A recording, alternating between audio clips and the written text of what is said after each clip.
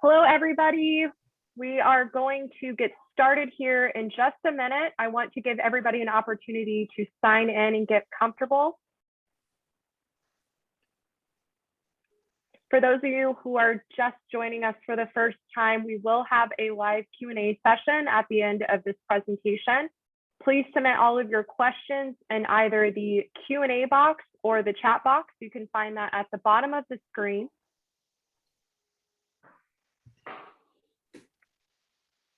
Again, welcome everybody, and we will get started in just a couple of minutes.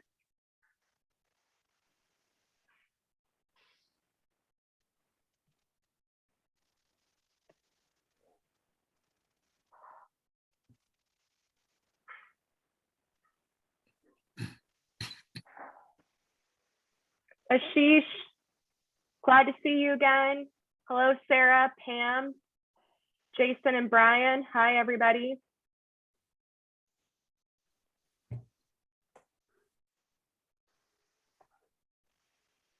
Let me give it one more minute and then we will rock and roll.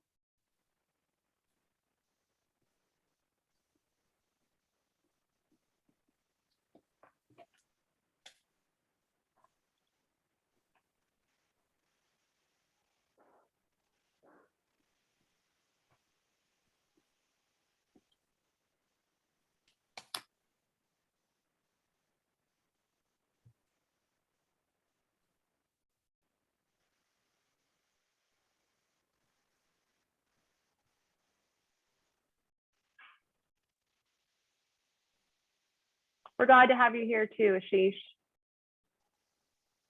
All right, I'm going to go ahead and get started.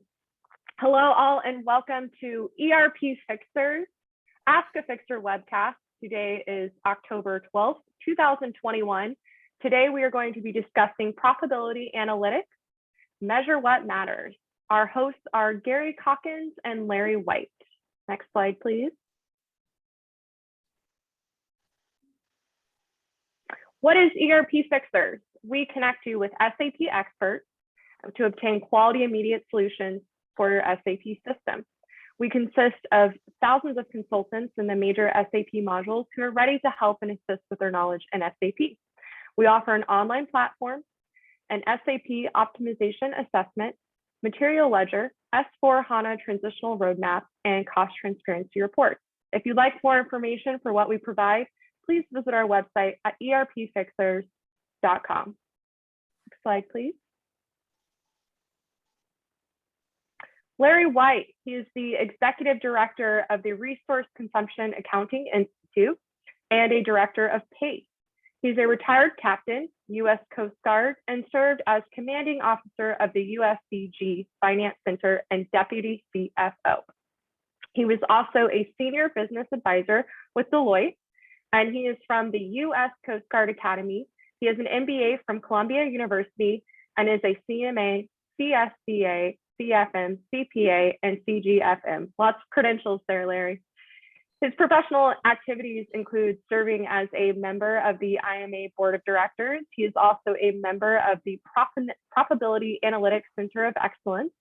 He's past global chairman of the board, past member of the International Public Sector of Accounting Standards Board, past member of Professional Accountant and Business Committee, and also a past member of the Professional Certification Board for the Association of Government Accountants. He has co-authored several IMA SMAs, including Profitability Analytics Framework, the Conceptual Framework for Managerial Costing, Revenue Management, and Costing System Attributes that support good decision making. He's a columnist for Automation World Magazine and has written numerous articles for Strategic Finance and other publications. Next slide, please. Gary Calkins is an internationally recognized expert speaker and author in advanced cost management and performance improvement systems. He is the founder of Analytics-Based Performance Management, an advisory firm located in Cary, North Carolina, and he has received a BS degree with honors in industrial engineering and operations research from Cornell University. He received his MBA from Northwestern University, Kellogg School of Management, and he began his career as a strategic planner with FMC's Link Belt division, then served as financial controller and operations manager. In 1981, Gary began his management consulting career, first with Deloitte Consulting, and then in 1988 with KPMG Consulting. He headed the National Cost Management Consulting Services for Electronic Data Systems, which is now a part of HP. From 1997 until recently, Gary was in business development with SAS, a leading provider of enterprise performance management and business analytics and intelligence software. His two most recent books are Performance Management, Finding the Missing Pieces to Close the Intelligence Gap, and Performance Management, Integrating Strategy Execution, Methodologies, Risk, and Analytics. His most recent book, which was co-authored with our other presenter, with Larry Maisel, is Predictive Business Analytics, which was published by John Wiley and Sons. Next slide, please. So I'm going to hand it off to Larry and Gary, and they will get started with the presentation. Again, for those of you who joined a little bit late, we will have the live Q&A at the end of this presentation. Please submit all of your questions in either the chat box or in the Q&A box that can be found at the bottom of your screen. Go ahead, Gary and Larry. All right, thank you very much, Jessica. The listed on here are the topics we're going to cover today. I'm not going to spend much time on this slide because we'll be talking about each of these individually. So the Performance Analytics Center of Excellence is a not-for-profit organization. We're seeking to raise awareness of the need for improved internal financial decision support as a separate and distinct function from financial accounting and reporting. The focus is on helping organizations drive long-term economic success through improved decision-making.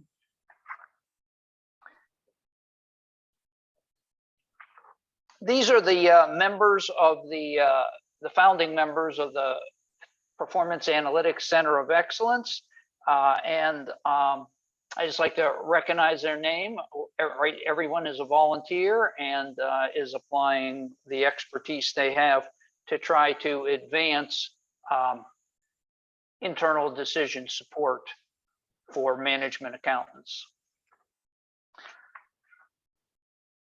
This is a sample of some of our work products that have come out of PACE so far. We've done 5 statements of management accounting. We've done a number of publications with strategic finance, which is also part of the IMA. And we've done some work with APICS, and there's been one of our members published a book with the help of the team.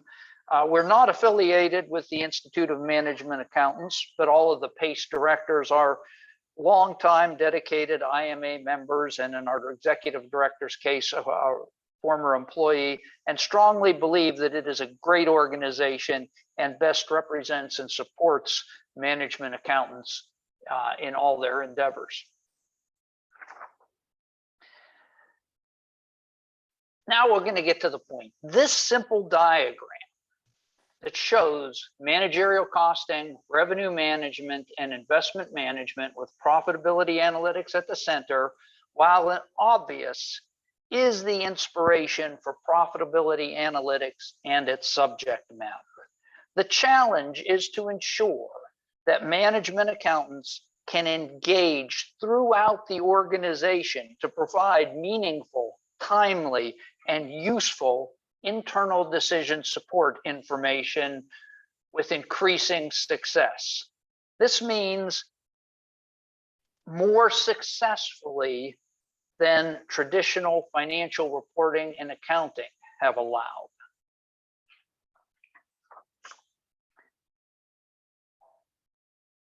A key term for profitability analytics is internal decision support.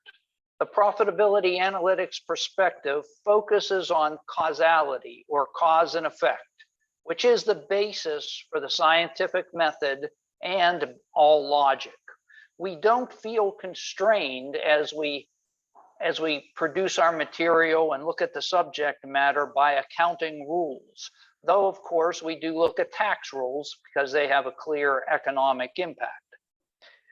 The focus is on real economic impact, the realities of resources, customers, processes, and markets. Financial planning and analysis is the area of many organizations that execute the functions related to profitability analytics. The chart at the bottom shows some of the substantial differences between typical FP&A and the FP&A supported by profitability analytics.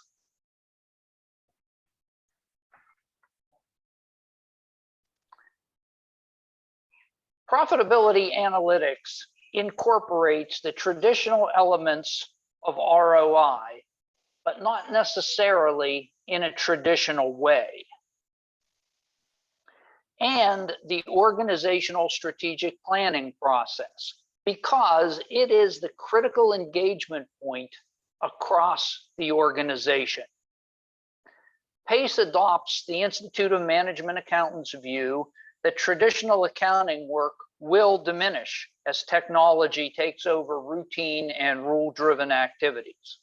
Profitability analytics seeks to set a new framework for management accountants to engage across the organization to create information and insights for long-term value creation.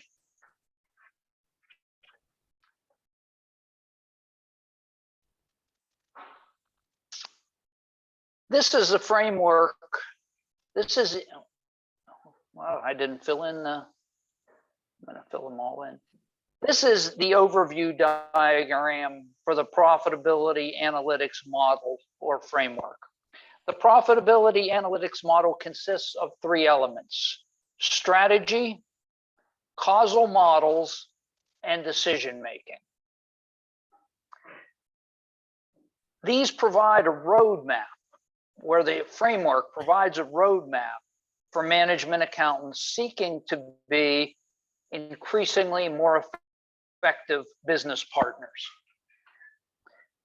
The strategy establishes the organization's plan for identifying and addressing its market and mobilizing its resources to meet the demands anticipated. Causal models employ causality to model strategy operationally in non-financial quantities, then monetize the revenue and cost implications of an organization's strategy. This validates or causes adaptation of the strategy. Decision-making employs the output of the causal models, both operational and financial, to provide the organization's decision makers with accurate and causal information they need to make economically sound decisions. Causal information for decisions, large and small, throughout the organization will create long-term sustainable value for your organization.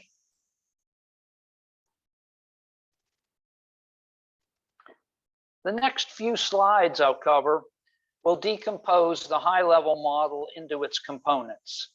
The profitability analytics model is not a step-by-step process, but represents a guide to how to think about the process to ensure the result is high-quality internal decision support information that can be used throughout the organization to support decision-making from the C-suite to the shop floor and direct customer contact points.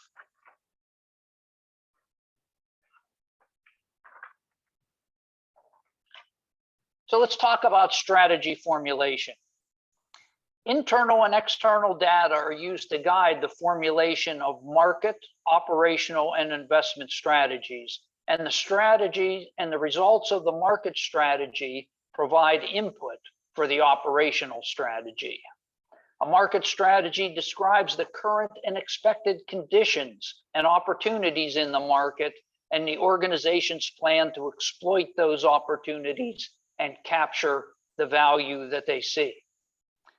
An operational strategy describes the resources and capabilities available to the organization and how they are aligned in order to execute the market strategy. An investment strategy for long-term value creation may be the most important part of strategy and will likely define how far into the future the market and operational strategies must look. Investments include both tangible and intangible investments, not just traditional capital investments.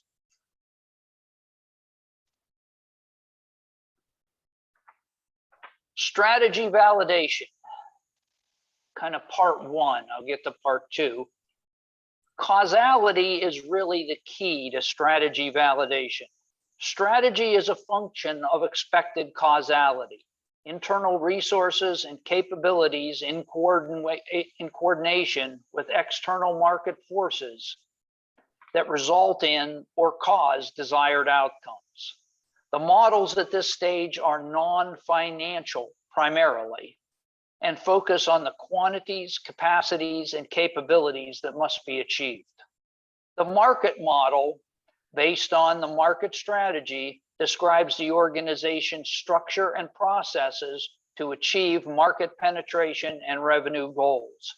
These processes involve key revenue factors, including pricing tactics, capacity management, marketing campaigns, partnerships in channels, and compliance with regulations. The operational model, based on the operational strategy, lays out the organization's structure and processes to meet the anticipated demand, achieve operational excellence, and attain logistical robustness in the supply and delivery processes. The investment strategy fills in any gaps between the market strategy's demands and the operational model's capability and prepares the organization for the future.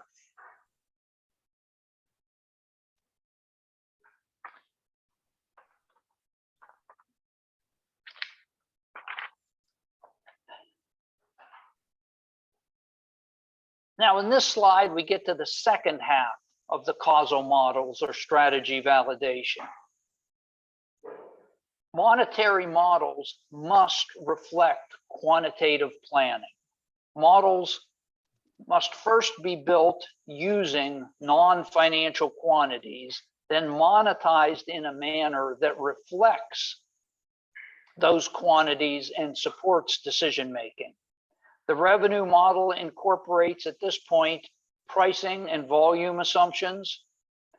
The cost model monetizes the cost of the resources and processes for decision-making and operational optimization. Both operational and cost models need to reflect the functioning of an entire organization. In profitability analytics, we don't fixate on product or service costs alone. Investment at this stage consists of three distinct components: acquisition, how to acquire or create new capability with financial or internal resources; capital preservation, how to ensure the capability being consumed can be maintained into the future.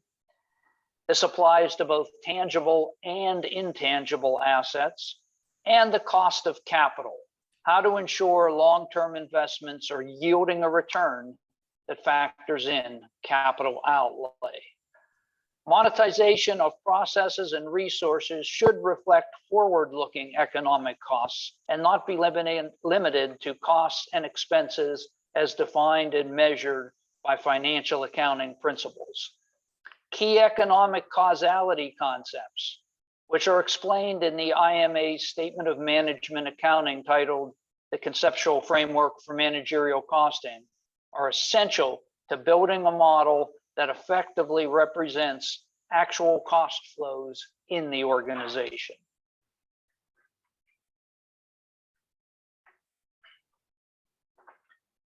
And finally, the third phase, well, almost the last phase, there is one more phase, strategy execution. Management involves forecasting, planning, and decision-making throughout the organization on a continuous basis based on the feedback being obtained. Accurate causal models that reflect economic reality are essential to effectively manage the organization towards strategic success. Revenue management involves continuously changing decisions about product or service configuration, pricing, duration control, resource and capacity assignment, and demand management for customers and for channels based on the feedback during the year. Operations management involves process management and adaptation for actual demand, as well as cost, quality, and timeliness of service, of production and service. Resources and investment management involve capital assets, human resources, intellectual property, R&D, and other essential tangible and intangible assets in or being acquired by the organizations. Investments must have clear causal connections to strategic goals and the long-term vision of the organization. Causal, monetary, and operational modeling allow strategy execution to most effectively understand and adapt to dynamic and volatile markets.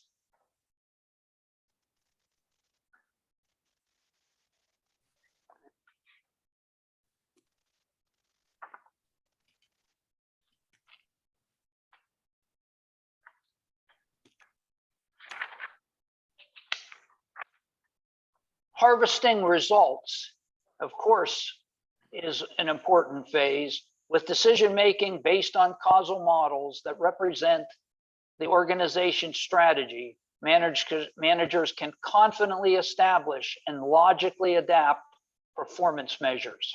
Causal models support learning and innovation because the gap between results and projections has been established based on real cause and effect relationships. Understanding a result or a monetary effect is much clearer when you can methodically and logically trace it back to the operational cause.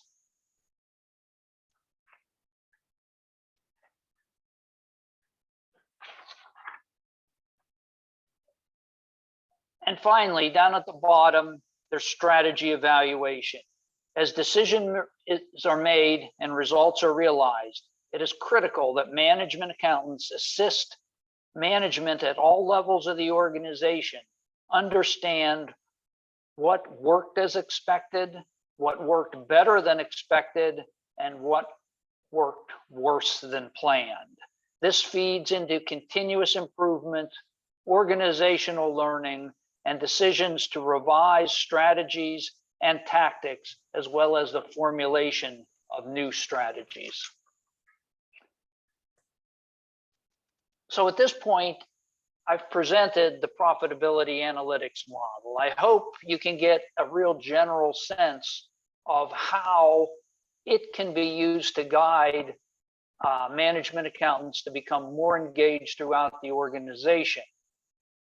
We'll finish up with a little bit more about the Profitability Analytics Center of Excellence in a few minutes, but right now I want to turn it over to my co-presenter, Gary Calkins, to talk about a few more specific applications. Well, thanks, Larry. I always start my presentations with this cartoon: drowning in data, but starving for information. You've got this poor, beleaguered clerk, sad, shoulders hunched, paper all around him. And the supervisor in the doorway to the left is asking him, looks like you've got all the data. What is the holdup? You know, I gave you the request this morning. How come you don't have the answer? And the message to this cartoon is there's a difference between data and information. You typically convert data into information. Data, typically transactional sources, payroll, purchasing, purchase orders, invoices, and the like, and you create information from it. Next slide.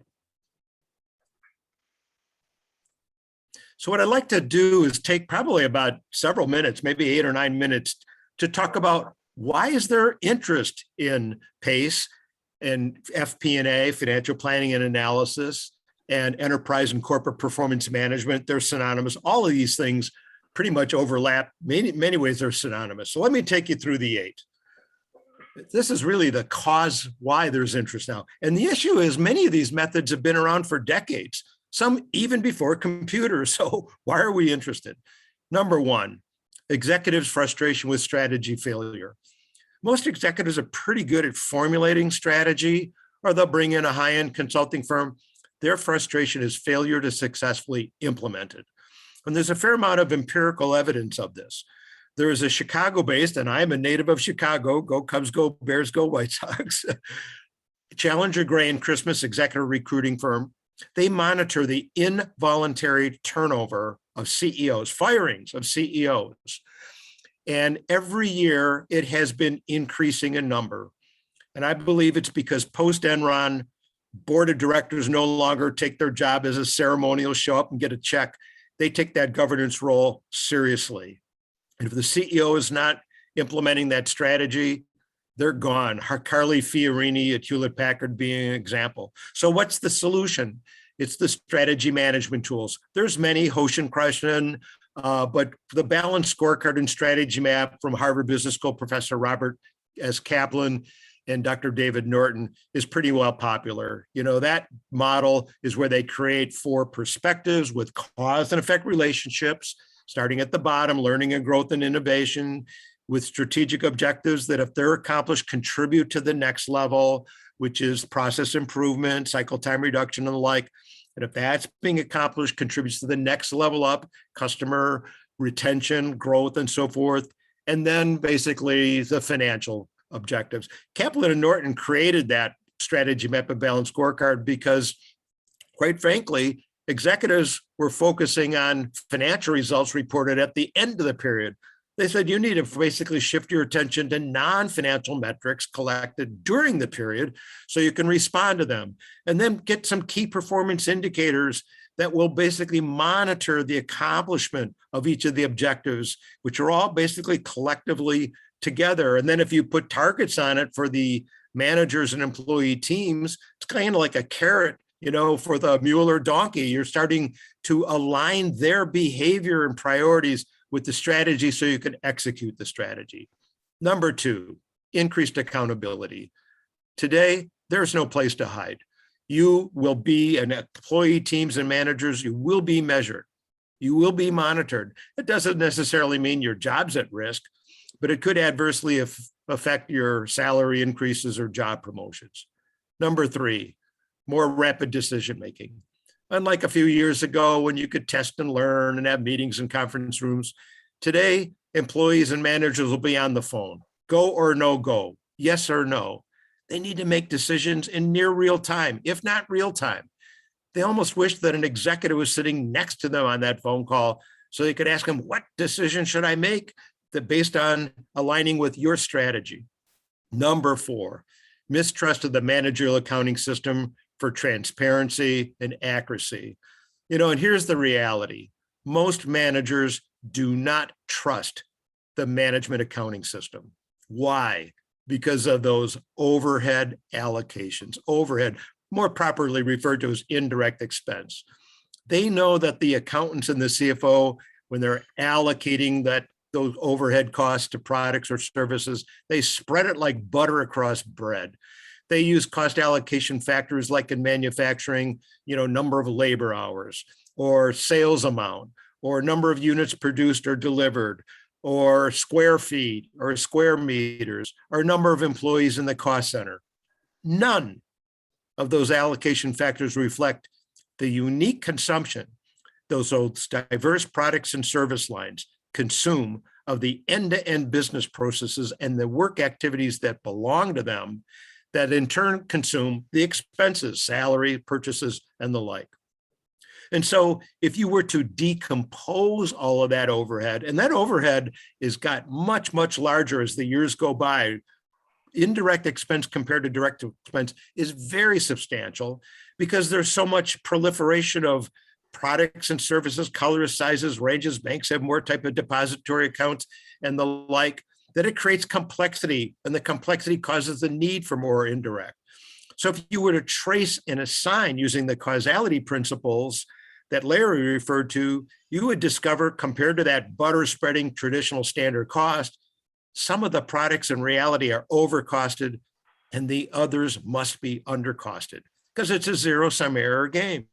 And yes, it basically complies with the external audit for Ernst & Young or Pricewaterhouse or Deloitte or KPMG's, my alumni, but it's wrong in the parts. So the key is really, you've got to basically trace and assign those indirect expenses. And in some service organizations, they really don't have what manufacturers have: labor routings, bills of material. So basically the activity-based costing principles apply all the way. Incidentally, I know some of you are saying, oh, ABC, it doesn't work.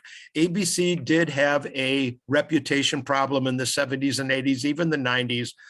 The models were way too large, way too complex, and they were really unsustainable and no one could understand them.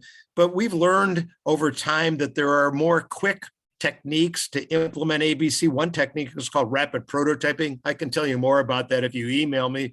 You can actually implement ABC in 2 to 3 weeks by just starting with a very simple model, 5, 6 people in the conference room, build it quick, bring in the managers, the employees the next day.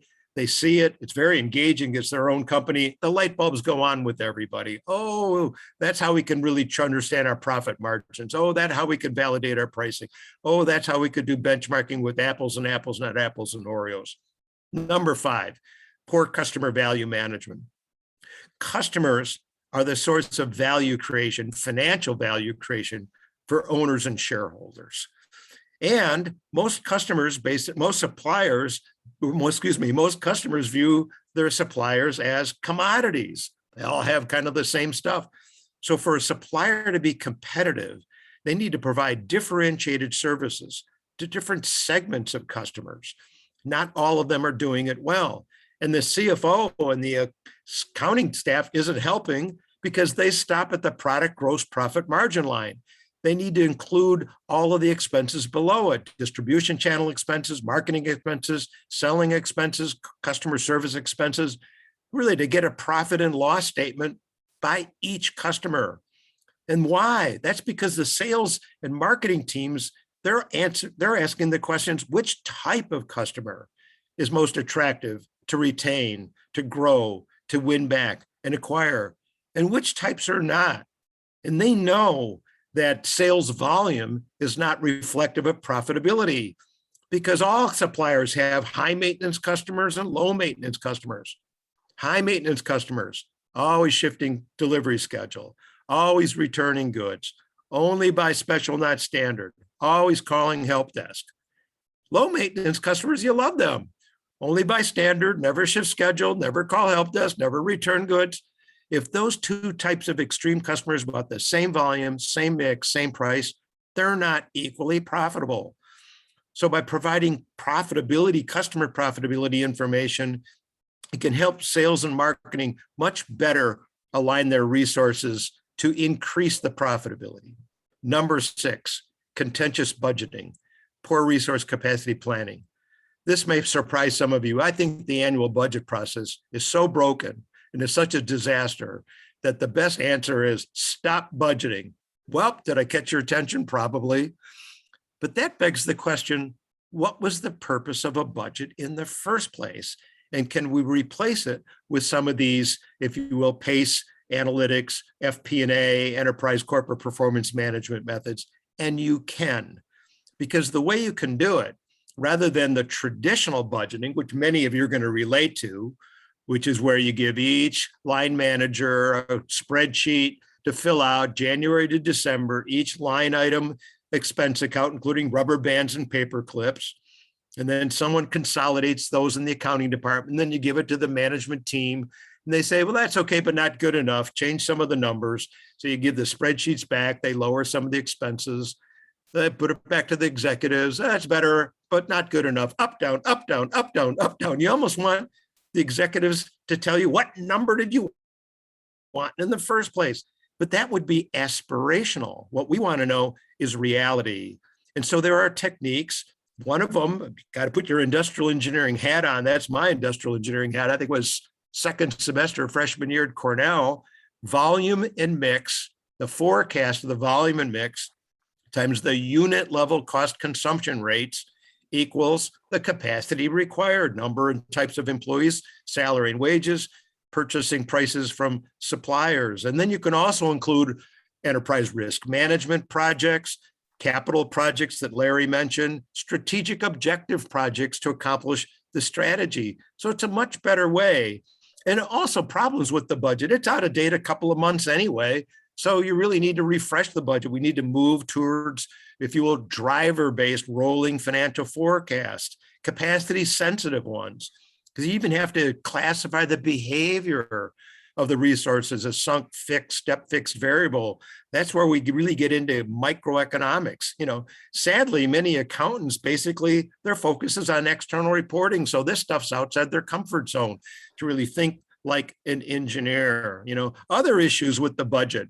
Some managers, when they're 3-4 months on a glide path from the end of the fiscal year, and looks like they're not going to spend all of their budget, what do they start doing? They start spending needlessly, foolishly. Why? Because they know that their next year's budget is going to be pegged like a spreadsheet to what they spent this year. It's not, if you will, volume and mix sensitive. We call that use it or lose it behavior.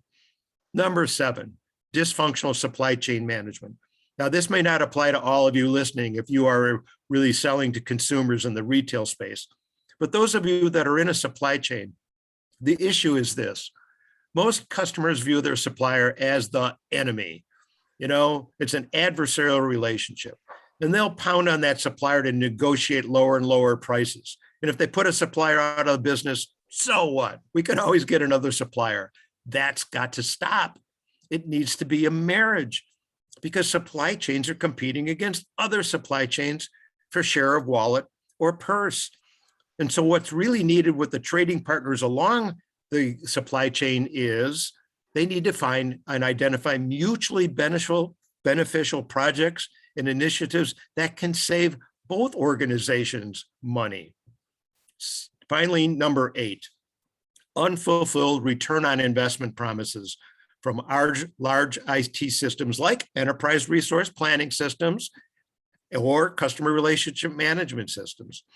And the issue here is, if you ask a chief information officer or IT director 3 years after you've gone through, if you will, the task of implementing the ERP system, and many of you are already familiar with that task is, and you ask them, how well do you think the return on investment met or exceeded what the ERP software salesman sold you on 3 years ago? Many of them may be a little hard pressed to say yes. They'll say, golly, been a lot of work. We put in this thing, I'm not sure we got the payback. Of course, that does not mean you shouldn't be implementing the ERP system. You have to, because all the competitors have them, and it's basically logical. ERP systems are great, but they produce a lot of data, but not necessarily the information. And what the enterprise performance management, financial planning and analysis methods, the PACE framework does is it converts that data into the information by cartoon. And the ROI is released like seeds from the ground. And that's really where the payoff comes from. It's converting the data into information. And one of the nice things about PACE is it really focuses on fact-based information. Because if you remember anything from Larry and my presentation, remember this: in the absence of facts, anybody's opinion is a good one. In the absence of facts, anybody's opinion is a good one. But usually the biggest opinion wins, which is the opinion of the boss or the boss of the boss. So to the degree that those executives at the top are making decisions on intuition or gut feel or their so-called success or office politics or flawed and misleading information, the organization is at risk. So next slide, Larry. So what I want to describe here is that there is a shift from the return on investment for organizations from tangible assets to intangible assets, meaning the shift is from purchasing things like trucks or computer hardware or software or machines to an intangible asset like information. And you see in this graph that the return on investment from information increases exponentially as we go left to right, from data to information to knowledge to insights to decisions. The problem is many organizations are stuck in the first two red bubbles to the left. All they've got is raw data and standard reports. All they can answer is what happened. Now, in some cases, the CIO or IT director will give some of the managers the third bubble, business intelligence, ad hoc reports. OLAP stands for online analytical processing. So with BI tools, managers can drill down on anomalies like a line item of an invoice or a purchase order, but they're still restricted to only know what happened. The PACE framework and financial planning and analysis and enterprise and corporate performance management methods starts at the first blue bubble. It starts with modeling. The strategy map, if you were familiar with it, is a strategy map on a single page. Costing is modeling. Expenses and costs are not the same thing. Expenses are when the organization exchanges money with third parties, like paying suppliers or payroll. Currency exits the treasury like a checkbook. All costs are calculated. A process cost, an activity cost, a product cost, and the like. So now when we're in the first blue bubble, we not only know what happened, what happened, why did it happen? And where did the why come from? Because modeling, as Larry said, causality, cause and effect relationships between all sorts of things is really key to having valid models. Now, when we go to predictive modeling, now the future is coming at us. The descriptive model tends to be looking through the rear view mirror, last month, last quarter. The predictive view is through the windshield.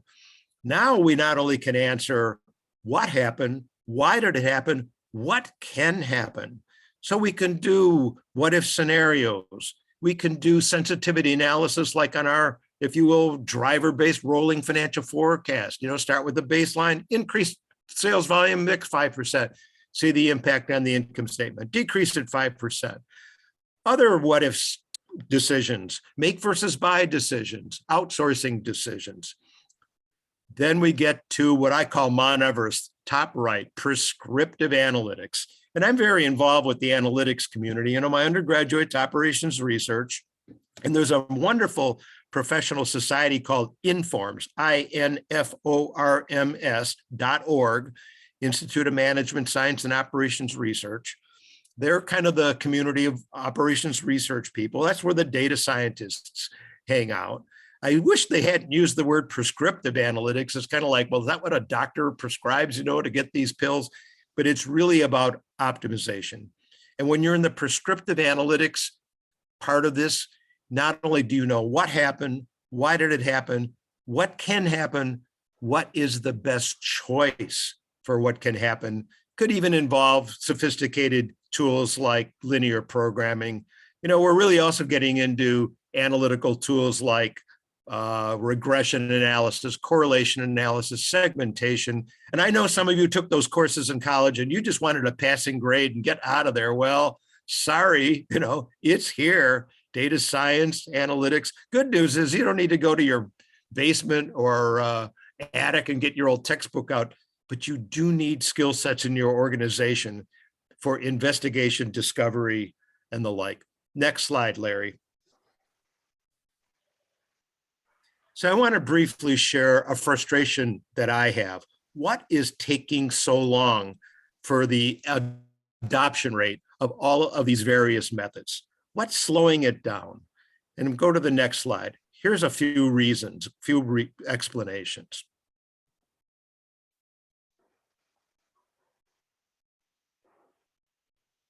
That's I didn't have it in there. Okay, go back. I'll just do it verbally. one of the barriers slowing the adoption rate are IT related, dirty data, low quality data, but the IT department's got capabilities, tools like extraction, transform, and load, ETL. They can purify the data. Or if you're a larger company, you may have multiple hardware vendors, HP, Dell, Hewlett Packard, IBM, but IT can solve that. The next barrier is this perception that these things are too complicated. They're not worth the effort. They're not going to pay back. I mentioned activity-based costing. People think, oh, it takes 6 months to a year, and everybody has to fill out a timesheet, and employees hate timesheets, and there'll be 3,000 activities in it, and IT will have to download it. That can all basically be resolved by right-sizing the model and just doing the rapid prototyping that I described. Model 0, 2 days, real quick, not purpose of any good information, get the buy-in, and basically then do another model, decompose. Maybe by the second iteration, 3 weeks, you got a permanent repeatable production system. So that's not an issue. The real barrier has got nothing to do with software, systems, technologies. It's about people. It starts with resistance to change. It's human nature. People like the status quo. Only babies like change, diapers, but other behavioral issues, fear of knowing the truth or other departments knowing the truth. Oh, I'm a product manager. I've got the most profitable product line. Oh, they're coming in with ABC. Oh, but my product requires I have a lot of extra indirect work. I won't be most profitable. I don't want any of them to know. How about this? Fear of being measured, fear of being held accountable. It's kind of like this personal thing. Or get ready for this, weak leadership. Not every executive team's got the highest IQ. So the real barrier to overcome with change management is you've got to have some behavioral change management skills. The problem is many of you and me and Larry, all of us listening, we're Newtonians, like Isaac Newton. To us, the world's a big machine. Give me the levers, pulleys, dials. Here's the deal. We've got to be somewhat Darwinian. Like Charles Darwin, the organization, sense and respond, but most of you don't have degrees in sociology or psychology. So a real key to the successful implementation of these PACE methods is having some skills with behavioral change management. Okay, Larry. All right. Well, thank you, Gary, for giving us those practical insights. I hope Gary and I together have given you a sense for what the profitability analytics framework is. And now I'd like to talk just a little bit about the Profitability Analytics Center of Excellence. We know this was high level. We know it was fast. PACE plans to continue to use the Profitability Analytics framework to push management accounting into a more prominent role as a business partner. We're evaluating and looking for fields of studies from organizations demonstrating excellence to organizations that have problems and need paths towards improvement. We want to continue to engage customer professional organizations. This means the customers of management accountants, such as sales and marketing, manufacturing, logistics, boards of directors, and so forth. The question is, what more can management accounting do to improve their performance? PACE does monthly webinars. We're digging increasingly in depth in profitability analytics topics, and we're seeking to create interest groups or development groups to define new ideas, refine current ideas, document and share successes, and even in some cases, failure stories. If you're interested in anything you see up here, please don't hesitate to email either Profitability Analytics or Gary and I personally. We also have a LinkedIn page. The information is here. I want to encourage all of you to look up our LinkedIn page and follow us. We're putting out a lot of information and doing some polls on that LinkedIn page. It's a very active community. And additionally, we have a Profitability Analytics Center of Excellence website that has a great deal of the core content on it, as well as a forum and a series of interest groups there where you can hold discussions with people that that you can learn from and engage with to become a more effective business partner in your organization. Now let's turn it back over to Jessica. Oops. All right. For some questions. Perfect. Thank you so much, guys. So we're going to move into the Q&A portion. Just as a reminder, we will be posting the recorded session as well as the answers to the following questions on our website next week. Since you did register, you will also receive a separate email that contains the link to our posting. If you have any additional questions, please feel free to email ERP Fixers or visit our website. All right, so our first question is, what has been one major lesson learned when attempting to implement the methodologies in the PACE framework? So I'll grab that one, but I'm probably going to be a little repetitive of how I concluded my session. I think the major lesson learned is how to get buy-in from the organization. There is skepticism or that, like I say, fear that it's unaffordable or it's too complex and the like. And so the lesson really is one really needs some good change management skills. And another lesson comes from what I refer to as champions. These are people that are 2-3 levels down in the organization that they can't seem to basically persuade the executives who have the purse strings at the top. And, my belief, leadership is a real big issue here. I think, leaders and executives who do not have followers, they're just taking a walk in the park, And I also believe that the best leaders today and the best executives, it's no longer had the best answers as in the past. The best leaders and executives today have the best questions. There's too much uncertainty. There's too much volatility. There's too much complexity for them to rely on their gut feel or intuition or sixth sense or the types of answers they had earlier in their career that got them promoted to the top. They really need to create a culture of investigation and discovery, and basically tolerance for making mistakes as long as you learn from the mistakes. And for those champions, if you want to persuade, and it's a little bit risky here, the executive at the top, you need to start asking them what I call pain questions.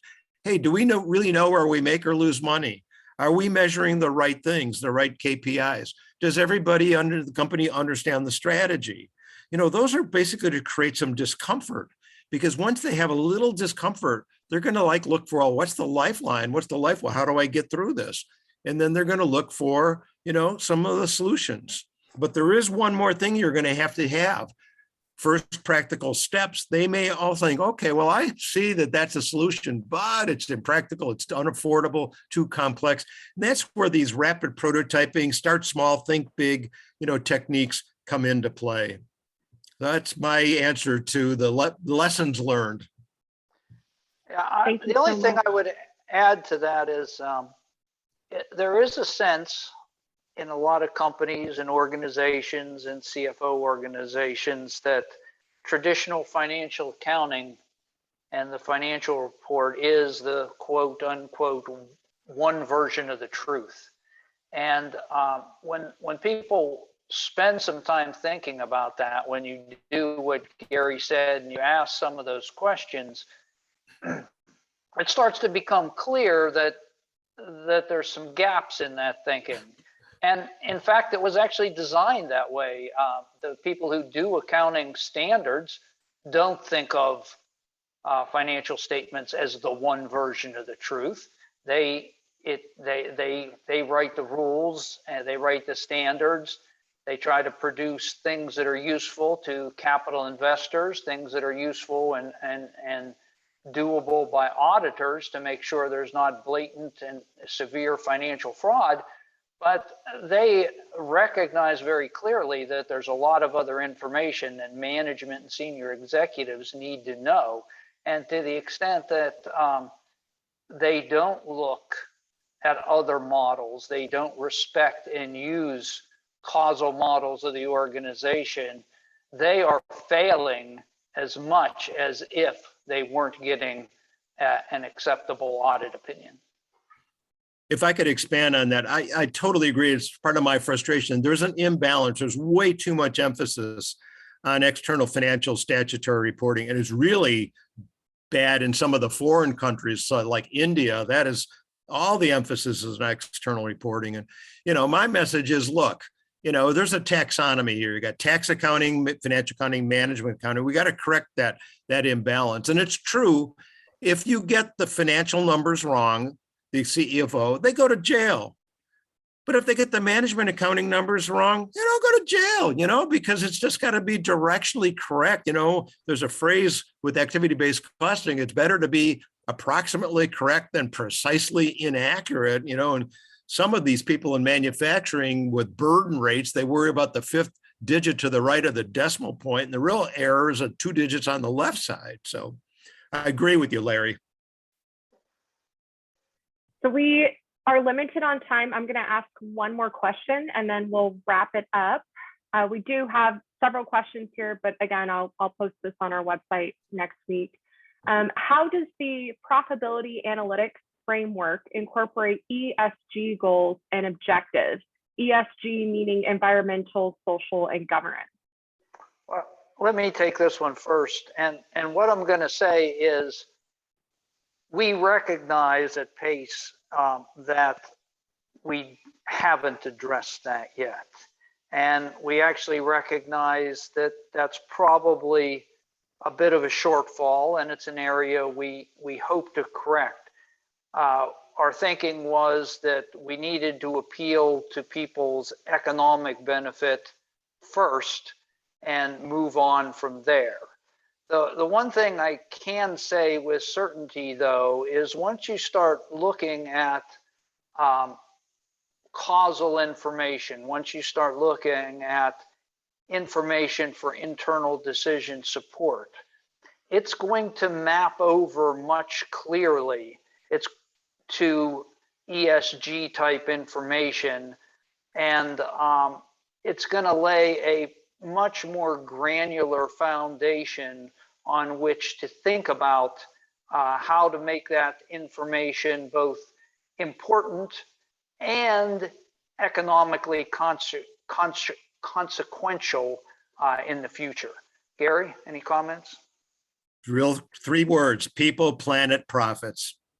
We've got to start basically using management, because managerial accounting can actually be applied for sustainability and measures. And anecdotally, I saw a system, an ABC system, where they replaced the dollars with gallons with a physical unit to actually measure, and it was for electricity, which rooms in the building of the headquarters had more light, which machines. They were actually monitoring, because you have to have visibility to basically know where to focus. In the land of the blind, the one-eyed man is king.